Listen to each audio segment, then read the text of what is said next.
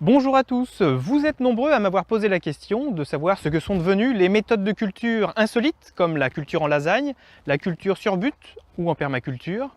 Je vous propose de retourner en Vendée, à la Motte à Char, au potager extraordinaire, pour découvrir ce que sont devenues ces méthodes de culture.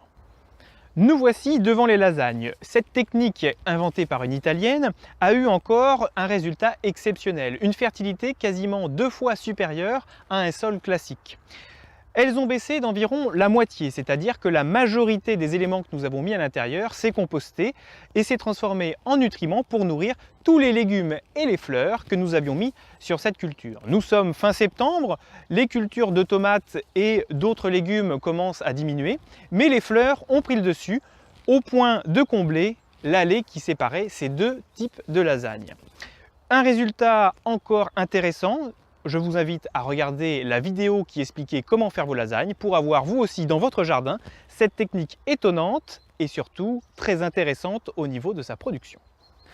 Et nous voici devant la culture sur butte de la technique Holzer utilisée souvent en permaculture. Comme vous le voyez, cette butte a elle aussi eu des résultats surprenants au niveau de sa productivité. On y voit des bêta-cartes, des tomates, des poires de terre, des capucines, une multitude de plantes à fleurs, de légumes et de plantes à fruits qui ont produit là aussi de façon surprenante. Pourtant, la butte avec cette méthode devrait produire son maximum à 6 ans.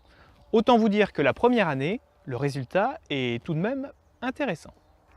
Voilà, vous avez eu un petit aperçu des expériences de l'année. J'espère que ça vous inspirera pour faire votre propre potager. En attendant, je vous dis à très bientôt et surtout n'oubliez pas, restez curieux.